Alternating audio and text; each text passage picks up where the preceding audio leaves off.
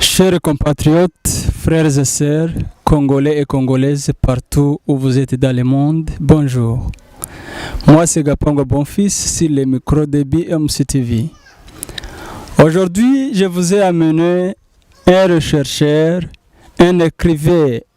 La fois passée, j'étais en train de lire les messages sur les réseaux sociaux. Je me suis tombé sur un message intitulé « Pourquoi seulement les Tutsis congolais? Pourquoi seulement les Banyamulenge ?»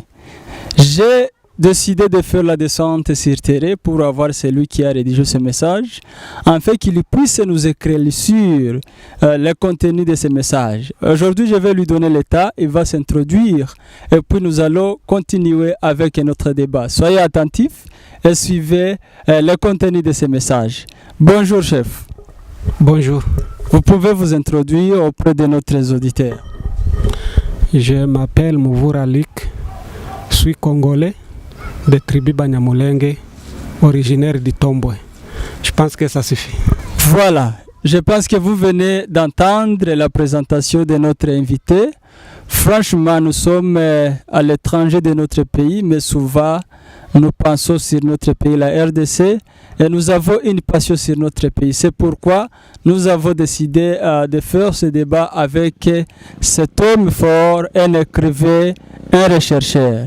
Il va aller justement à nous parler pourquoi il a conçu l'idée d'écrire sur ce sujet, pourquoi seulement les Banyamulenge et les Tutsis du Congo. Monsieur Mouvoura Lik, parlez-nous, comment est-ce que et pourquoi vous avez parvenu à concevoir cette idée excellente? Ce n'est pas une question nouvelle. N'importe qui peut se poser cette question.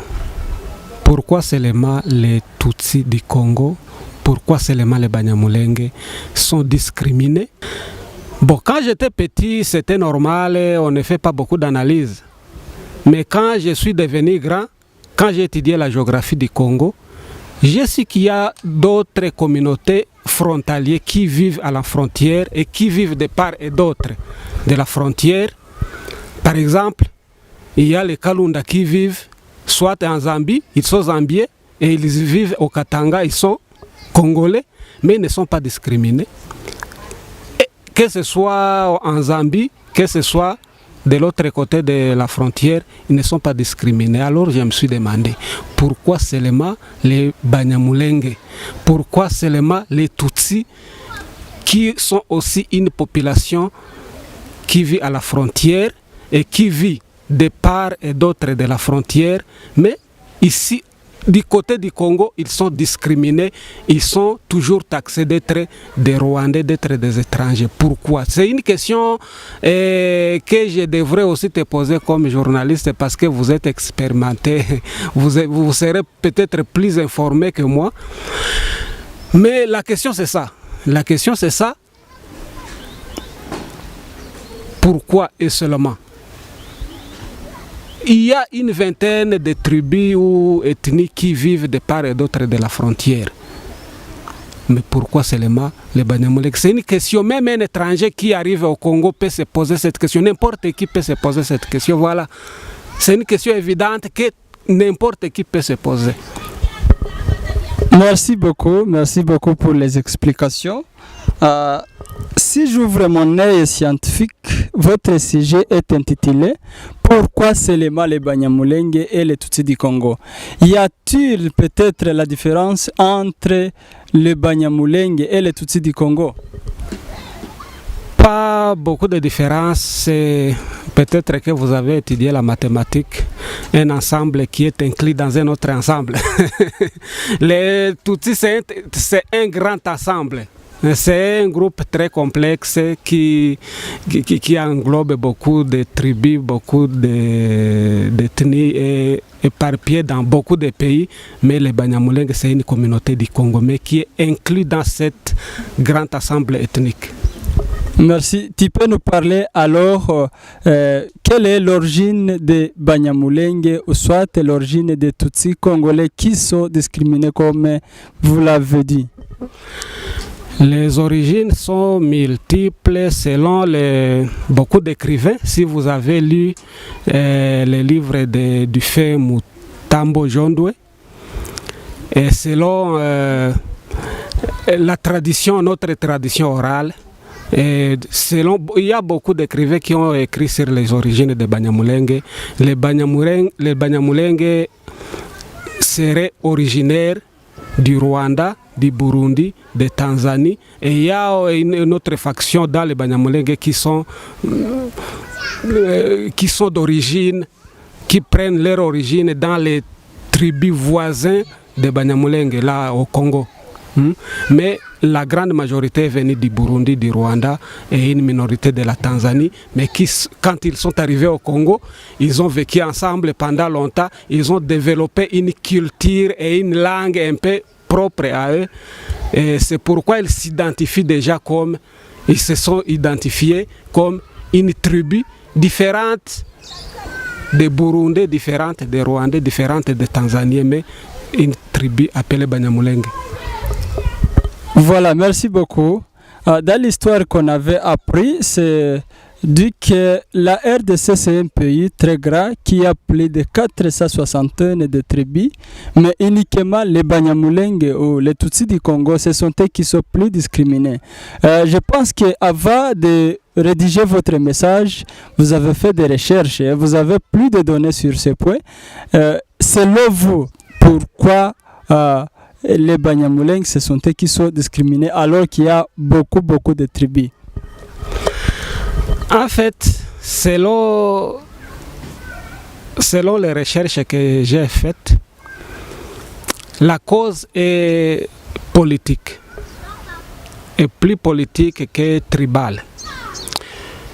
La discrimination des Banyamulenge dans cette région, dans la région dans laquelle ils vivent, commence à l'époque de la rébellion mouléliste. À l'époque de la rébellion mouléliste, il y a eu des conflits entre les Banyamulenge et les tribus voisines.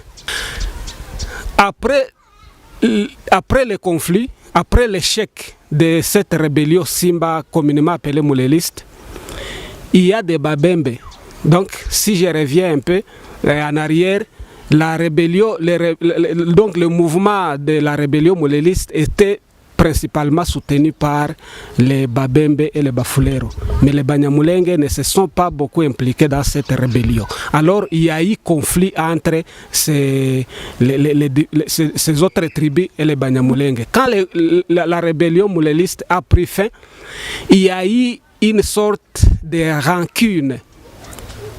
Les Babembe ont gardé une sorte de rancune contre les Banyamulenge parce que les Banyamulenge avaient joué un rôle un peu très important dans l'échec de la rébellion mouléliste. Alors les Babembe, donc les représentants des Babembe qui travaillent dans le gouvernement de Mobutu, et si je peux citer à titre d'exemple les Azulu Nibembe et les Mwene Malungu, ont perpétué cette haine de leur tribu contre les Banyamulenge. Donc, ils ont profité de la position qu'ils avaient dans le gouvernement pour régler les comptes, pour se venger contre les Banyamulenge. Alors, ils ont intoxiqué leur tribu, Babembe et les Bafulero, pour donc une intoxication contre les Banyamulenge. Et leur accusation était de dire que les Banyamulenge ne sont pas des Congolais, ne sont pas des citoyens congolais, et par conséquent il faut les battre, il faut les pousser en dehors du Congo. Donc c'était seulement une façon de règlement des comptes. Mais en réalité, ils ne pouvaient pas avancer un motif quelconque pour mettre en cause la nationalité de Banyamulenge, mais ils ont passé derrière les rideaux et intoxiqué leur communauté pour utiliser donc leur communauté d'origine, les Babembe et les Bafulero, pour combattre les Banyamulenge. C'est comme ça qu'a commencé le conflit que je peux qualifier d'ethnique, mais en réalité qui n'est pas ethnique, mais qui est politique. Donc c'était une façon, quand les grands politiciens Babembe voulaient faire les campagnes pendant les élections, la seule chose qu'ils pouvaient promettre à leur communauté d'origine était de chasser les Banyamulenge. Alors quand il dit au Babembe, quand un candidat Mubembe dit au Babembe que quand il sera élu, il va leur aider à chasser les Banyamulenge. Donc, les autres les appellent les Rwandais. Voilà. Quand il leur promet qu'il va chasser les Rwandais, alors il pouvait être élu à l'unanimité à 100%. Donc, ces campagnes, les conséquences de cette sensibilisation dans les campagnes, de cette intoxication, a pris les racines dans le mémoire de nos voisins. Et c'est ce qui a tissé cette haine, cette discrimination. Mais en réalité, cette discrimination n'avait aucune base juridique, aucun argument fondé ou un argument juridique pour démontrer que les Banyamulenge étaient en quelque sorte des étrangers. Mais c'était seulement une intoxication politicienne. Voilà, c'est tout ce que je peux dire. Merci beaucoup, M. Muvura. Je veux d'approuver réellement que la haine ou la discrimination contre l'ethnie Banyamulenge et les Tutsis congolais a commencé depuis lors. Ce n'est pas une chose actuelle, mais depuis lors, cette discrimination était là. Mais je vais demander si les Banyamulenge sont discriminés uniquement par leurs voisins Bembe que vous avez énumérés, ou soit s'ils sont discriminés par tous les tribus qui sont dans la RDC. Bon, au départ, c'était les Babembe. Et par la suite, ça a contaminé les Bafulero et d'autres tribus là, voisins directs des Banyamulenge. Mais comme je te dis que ça a commencé avec les politiciens. Les politiciens Babembe, ils étaient à Kinshasa. Avant de faire leur sale besogne, ils commençaient d'abord à intoxiquer leurs collègues politiciens qui sont à Kinshasa, qui sont d'autres de tribus, d'autres provinces. Alors c'est comme ça qu'a commencé. Vous savez, c'est une contagion. C'est une contagion. Quand un politicien, par exemple, qui vient de Kasaï ou qui vient de Bandundu, vient d'être contaminé par cette haine, il va aussi contaminer sa communauté d'origine. Et c'est comme ça, c'est comme une maladie qui se propage. C'est comme une maladie contagieuse qui se répand. Mais pour le moment, quand vous voyez, c'est déjà répandu partout dans le pays. Même les tribus très lointaines là-bas, de l'Équateur ou du Katanga ou du fin fond du Kasaï, commencent à accuser ou à injurier les Banyamulenge publiquement dans les réseaux sociaux. Les Banyamulenge qu'il n'a jamais vu dans ses yeux. Mais seulement parce que c'est une contagion, une propagande, le fait de brousse. C'est comme si vous voulez dire que la discrimination est devenue comme l'épidémie dans notre pays. Voilà. Mais M. Muvura, même si vous dites que cette discrimination a contaminé les politiciens de notre pays, mais je suis sûr qu'il y a certains politiciens de votre tribu Banyamulenge qui ont travaillé dans le gouvernement de la RDC, notamment son Excellence Azarias Rubegwa qui a été le vice-président. Et si récemment, il a été nommé le ministre de la décentralisation. Et les autres sont dans le gouvernement. Mais comment, si franchement les Banyamulenge sont plus discriminés alors qu'il y a des politiciens dans des postes très forts dans le pays? Bon, je te dis que la discrimination se voit ici, donc au niveau de la communauté. Et ces politiciens utilisent leurs communautés respectives pour combattre les Banyamulenge. Mais eux ne se révèlent pas officiellement pour dire qu'ils combattent les Banyamulenge. Donc, la question de la nationalité des Banyamulenge, je te dis que dans aucun cas dans l'histoire n'a jamais été combattu sur aucune base juridique. Donc, là au niveau du gouvernement, il n'y a rien. Là au niveau du gouvernement, il n'y a rien. Même les politiciens qui combattent les Banyamulenge ne le disent pas directement parce qu'ils sont des intellectuels. Un intellectuel ne peut pas aller à la radio ou à la télévision ou dans un débat des intellectuels, dans un débat de, par exemple, en pleine session parlementaire et commencer à parler des choses qui ne sont pas fondées. Donc, c'est rare d'attendre un politicien qui se prononce ouvertement contre les Banyamulenge. Mais il passe derrière les rideaux et intoxiquer leur communauté. Et vous allez voir les jeunes Bafulero qui se lèvent et commencent à prendre les armes et combattre les Banyamulenge, les Babembe qui disent qu'il faut rendre les Rwandais au Rwanda. Mais ce sont les petits peuples-là qui sont intoxiqués, qui sont utilisés ou manipulés par les politiciens, mais les politiciens eux-mêmes ne se dénoncent pas. C'est pourquoi là, à Kinshasa, au niveau du gouvernement, au niveau des institutions, vous voyez qu'il n'y a rien. Il n'y a rien. Donc cela prouve que sur la base juridique, il n'y a pas aucune question de la congolité de Banyamulenge. Tout est réglé, tout va bien. Mais ces politiciens haineux qui sont animés de la haine passent derrière les rideaux et intoxiquent leur communauté pour battre les Banyamulenge. Voilà ce qui s'est fait. Voilà. Comme vous, en tant que les chercheurs, si par hasard cette discrimination va être continuelle et ça a commencé depuis lors, vous voyez qu'elle peut causer quels problèmes et quelles conséquences dans les Congolais? Les conséquences sont énormes. Les conséquences sont énormes et ce ne sont pas des conséquences auxquelles on s'attend parce que nous les avons déjà vécues. C'est la guerre. Toutes les guerres qu'il y a eu au Congo, la cause principale tournait sur cette discrimination. Et quand la discrimination va continuer, ce sera la guerre éternelle ou les conflits éternels qui vont faire que le Congo ne peut pas avancer. Et les conséquences ne vont pas seulement tomber sur les Banyamulenge, ça va tomber sur nous tous, surtout les Congolais. Quand vous allez à Ifizi, dans le fief de Babembe, il faut aller voir. Donc, ils ont reculé depuis qu'il y a eu ces dernières guerres. Ils ont reculé plusieurs années en arrière à cause de la guerre. Les infrastructures, la route, les bâtiments démolis. Donc, rien ne va. Donc, les conséquences, nous les vivons tous. C'est ce que beaucoup de gens ne peuvent pas s'imaginer.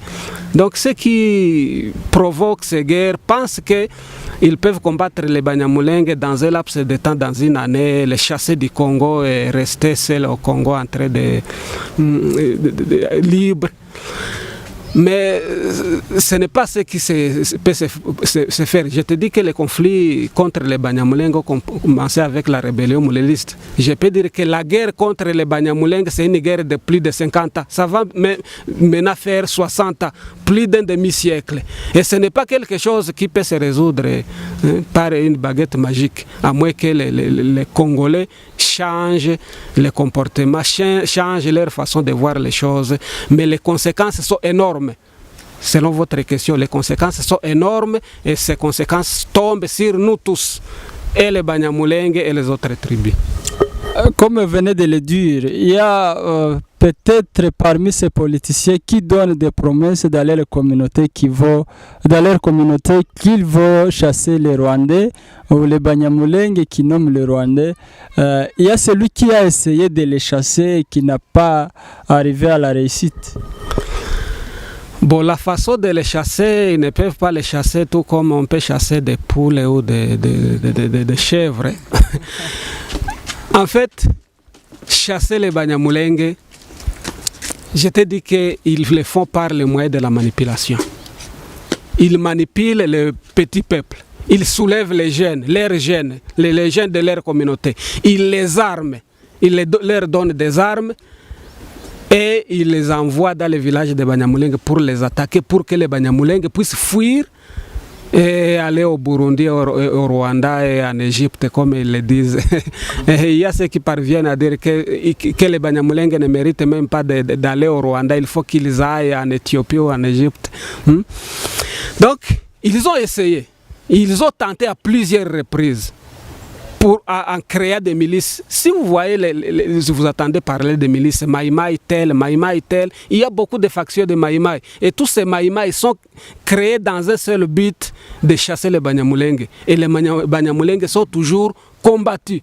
Pendant plus de 50 ans qu'ils sont combattus, ils ont essayé à plusieurs reprises de les chasser, mais heureusement, ils ne sont pas encore arrivés à leur objectif. Et je pense qu'ils n'y arriveront pas. Monsieur Mouvoura, j'ai une question de curiosité pour vous, les rechercheurs. Actuellement, nous connaissons les Banyamulenge comme le peuple qui confie à Dieu. Ils se donnent souvent à Dieu à prier. Et actuellement, vous dites que personne ne peut chasser les Banyamulenge comme les poules ou soit comme les chèvres. Et actuellement, quand vous allez voir, il y a un grand nombre de Banyamulenge qui sont dispersés partout dans les différents coins du monde.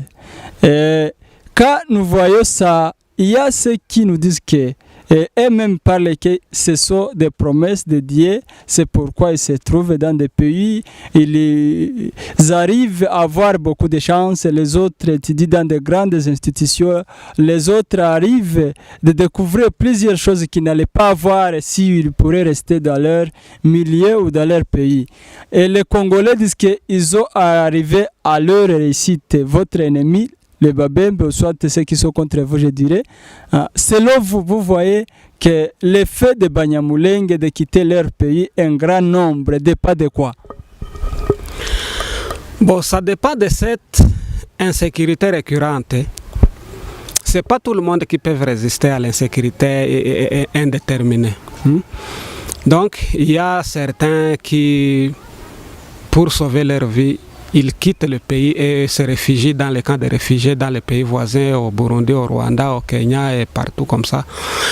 Mais comme je t'ai dit que les conséquences tombent sur nous tous, donc les Banyamulenge ne sont pas seuls à fuir le conflit ou à fuir le pays.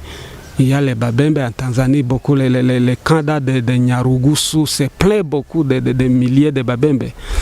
Les Bafulero, même chose. Donc ce ne sont pas seulement les Banyamulenge qui fuient, ils fuient avec leurs voisins. Donc leurs voisins créent des conflits et les conséquences des conflits tombent sur tout le monde. Ils fuient tous.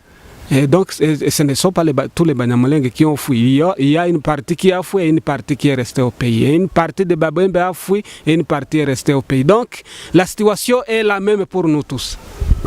C'est-à-dire que les conflits, le tribalisme et la haine ne nous arrivera plus à construire la paix dans notre pays.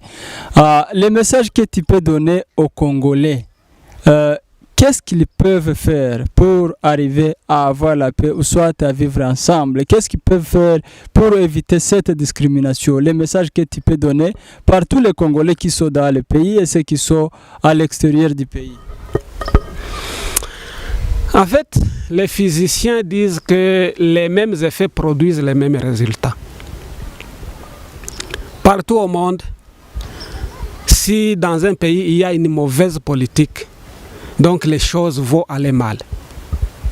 Je te dis que le problème qui est au Congo, le problème que connaissent les Banyamulenge et leurs voisins, c'est un problème de manipulation politicienne. Donc si la manipulation des politiciens s'arrête, les conflits vont s'arrêter et la paix va revenir automatiquement. Donc là-bas, il n'y a pas de conflit ethnique. En réalité, les Banyamulenge et les Babembe sont prêts pour vivre ensemble et vivre dans la paix et cohabiter pacifiquement. Si vous pouvez demander pour les conflits récents, les Banyamulenge, les Bafulero, donc c'est un conflit qui opposait les Banyamulenge aux Bafulero. Donc les miliciens Bafulero attaquaient les villages Banyamulenge. Mais les Banyamulenge, les civils Banyamulenge et les Bafulero fuyaient ensemble. Donc ils allaient dans le même bivouac. Ils sont ensemble. Donc Pour dire qu'entre les communautés, il n'y a pas de problème. Mais le problème, c'est cette manipulation. Ces politiciens qui manipulent leurs jeunes pour combattre les Banyamulenge. Donc la solution, c'est que ces présidents, des bons politiciens, donc tout peut se résoudre comme par une baguette magique.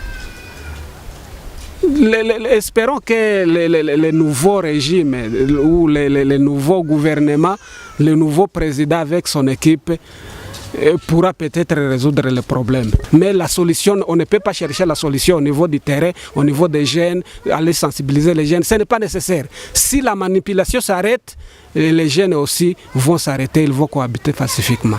Voilà, donc c'est ça mon idée. Ceux qui perdent leur temps, il y a des gens qui perdent leur temps d'aller sur le terrain, d'aller sensibiliser les jeunes, faire des séminaires, faire des dialogues. Pour moi, je trouve que c'est une perte de temps.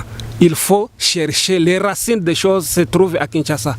Donc il y a des politiciens qui sont là, qui sont en train de travailler dans l'ombre pour attiser la haine et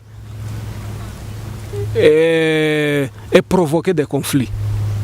S'il y a moyen de décourager ces politiciens, ou de les isoler, ou de les mettre hors d'état de nuire, les choses sur le terrain vont se résoudre spontanément. Voilà. Merci beaucoup, M. Mouvoura, pour vos explications et les conseils. Chers Congolais et Congolaises, partout où vous êtes, surtout la jeunesse. Les conflits, la discrimination, c'est le contraire de la paix. Nous devons chasser, nous devons bannir, nous devons supprimer de telles idées. Et unissons-nous les uns les autres. Prions pour notre pays, la RDC. Prions pour nos autorités qui amènent l'intoxication dans la tête de la jeunesse pour perpétuer les désordres dans notre pays. Moi, c'est Gapango Bonfils sur le micro de BMC TV. Je remercie mon invité Mouvoura Lik pour m'accorder votre état. Que Dieu vous bénisse, que Dieu bénisse notre pays, la RDC.